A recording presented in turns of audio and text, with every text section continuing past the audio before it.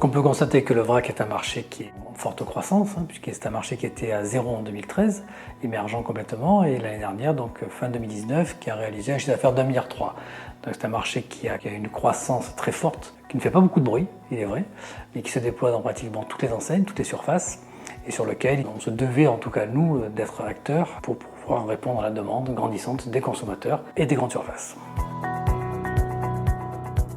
Depuis maintenant février 2020, puisqu'il y a la loi sur l'économie circulaire qui a encadré ce marché et qui nous a précisé certaines choses très intéressantes parce qu'elles nous permettent à l'heure actuelle de proposer un produit qui est d'abord conforme à la législation, ce qui était important, et qui répond surtout aux attentes du législateur et du consommateur. Alors qu'est-ce qu'elle dit cette loi? Il y a 3 points très importants. Le premier point, c'est que le vrac liquide, c'est la possibilité donnée aux consommateurs, à vos clients, de venir avec leur contenant. Toute solution qui imposerait un contenant, ça on serait obligé de venir l'acheter sur un meuble pour revenir en permanence avec, n'est pas dans le cadre de la loi. La loi précise aussi que non seulement le consommateur doit venir avec son contenant, mais il doit surtout pouvoir se servir du volume qu'il souhaite. Donc s'il se sert du volume, on ne peut pas lui imposer, comme d'autres solutions présentes sur le marché, un volume à 50 centilitres, à 1 litre. Pas du tout, il faut que ce soit le client qui décide s'il veut 10 centilitres, 15 et plus ou moins. Donc ça c'est très important parce que ça implique la configuration du matériel qu'on vous présentera par la suite qui part forcément d'un système de pesée.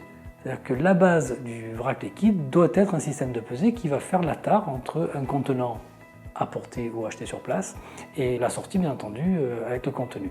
Donc il ne peut y avoir que par la pesée que le vrac liquide doit pouvoir se développer. Et c'est ce que nous avons bâti avec notre distributeur de liquide Hydra bien entendu. Puisque l'Europe a imposé que tout contenant à usage unique doit disparaître en 2040, ça vient d'être ramené à 2030, et sous la pression de 2 pays, dont la France et l'Espagne, cette législation, cette interdiction du contenant à usage unique, et une bouteille est un contenant à usage unique, va être ramenée à 2022-2023. Donc il va falloir tout mettre en œuvre pour éviter ces contenants, éviter qu'on continue un peu à polluer notre planète et trouver des solutions alternatives. La solution du distributeur de liquide en vrac en est une, puisqu'elle va permettre bien entendu de ne plus jeter vos emballages. Le premier acteur, c'est le consommateur. Il fallait que Hydra soit simple, très simple d'utilisation. En GMS, un acte d'achat se fait en 16 secondes. Donc il fallait que Hydra soit bâti pour réaliser l'acte d'achat, Hydra, l'acte de consommer avec Hydra, en moins de 16 secondes. Le deuxième impératif, c'est que ce soit simple pour le magasin. Il ne faut surtout pas que la machine soit une source de problèmes, d'ennui. Donc on a conçu quelque chose qui est complètement autonome. Le client est seul. Mais la seule demande qu'on fait au magasin, c'est de veiller à ce que l'environnement d'Hydra soit propre.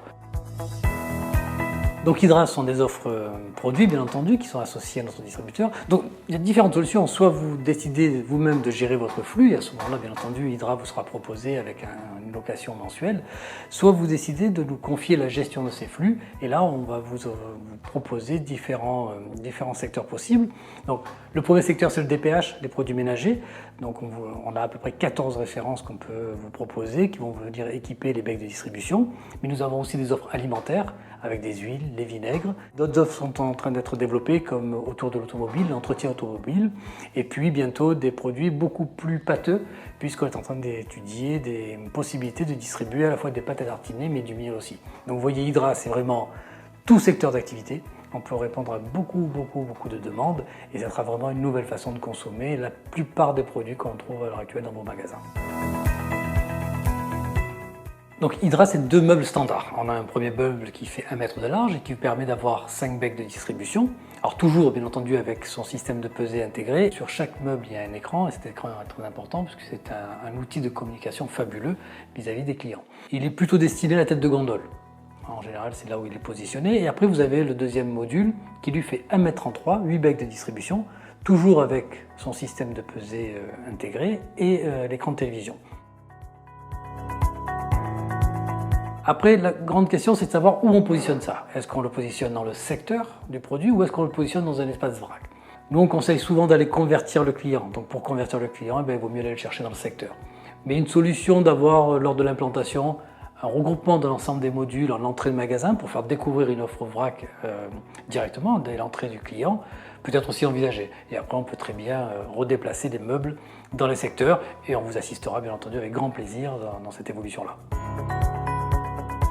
Je vous présente le parcours client que nous avons conçu de la manière la plus rapide, la plus courte et la plus efficace pour le client bien entendu.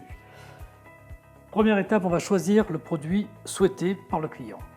La deuxième étape, eh bien, on va peser le contenant. À partir de ce moment-là, un des becs va s'allumer, c'est le seul bec qui peut être utilisé. C'est le bec, bien entendu, qui correspond au produit. Le client se sert du volume qu'il souhaite.